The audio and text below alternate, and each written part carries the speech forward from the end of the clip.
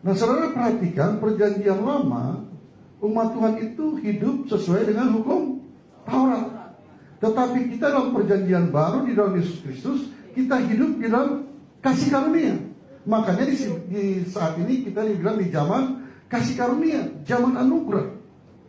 Nah, saya mau mengajak kita semuanya, Bapak Ibu sekalian, supaya kita hidup dengan kasih karunia Allah yang melimpah-limpah. Oleh sebab itu, judul khotbah pagi hari ini, kasih karunia Allah melimpah-limpah.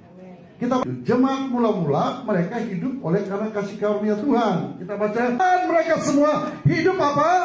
Dalam kasih karunia yang melimpah-limpah. Garis bawah ayat 3 ini yang B-nya, dan mereka semua hidup dalam kasih karunia yang melimpah-limpah. Terus hidup oleh karena kasih karunia Allah yang melimpah-limpah. Saudara, kasih karunia Allah itu berbicara tentang anugerah, berbicara tentang pemberian cuma-cuma. Jadi kasih karunia Allah sekali lagi berbicara tentang anugerah, berbicara tentang pemberian cuma-cuma.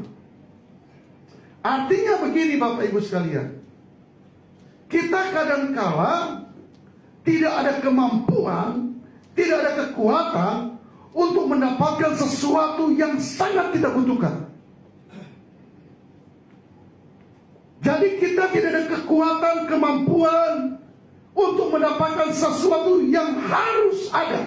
Karena itu kita sangat butuhkan. Tapi kita tidak ada kekuatan, tidak ada kemampuan untuk mendapatkannya.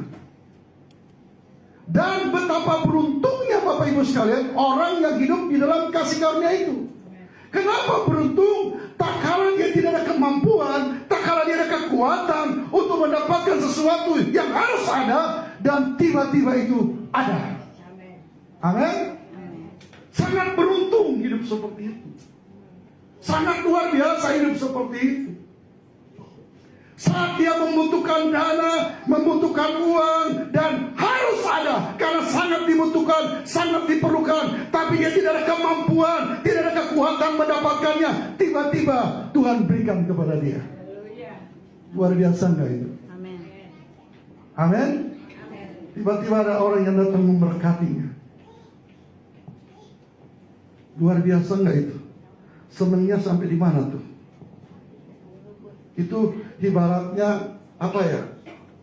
Nggak pernah hujan di padang gurun, sangat membutuhkan air, tiba-tiba airnya tuh datang.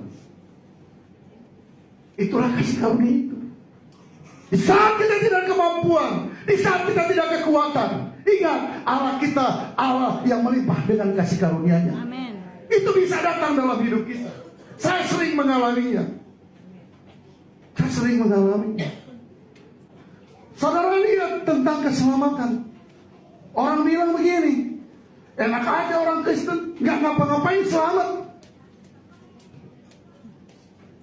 Kami sudah berikan ini dan itu, nggak selamat. Orang Kristen ini nggak ngapa-ngapain selamat. Karena kita katakan kamu diselamatkan bukan berdasarkan hasil usahamu. Nggak ada usaha tapi selamat. Itulah kasih karunia. Makanya keselamatan Kristen terjadi akibat kasih karunia Allah di dalam hidup kita. Kenapa kita perlu kasih karunia untuk selamat masuk surga? Karena siapapun manusia di dunia ini, dia tidak ada kekuatan, tidak ada kemampuan untuk bisa menyelamatkan dirinya. Kekudusan, kesucian, kebaikannya, tidak ada kekuatan untuk menyelamatkan dirinya. Maka butuh kasih karunia. Artinya kalau kasih karunia tidak hadir, semua kita binasa, tidak ada yang selamat. Terus orang menuduh, Tuhan gak adil kalau begitu. Aku sudah lakukan ini dan itu, aku sudah beramal, aku sudah beriku, aku tidak selamat.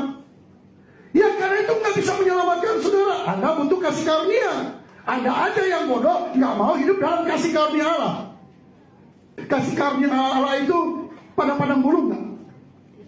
Tidak. Makanya firman Allah berkata, oleh begitu besar kasih Allah akan dunia ini, sehingga dia mengalahkan yang tunggal. Barang siapa percaya kepada dia, tidak binasa, melainkan oleh hidup yang kekal. Saya mau tanya dulu, orang percaya Yesus dilarang enggak?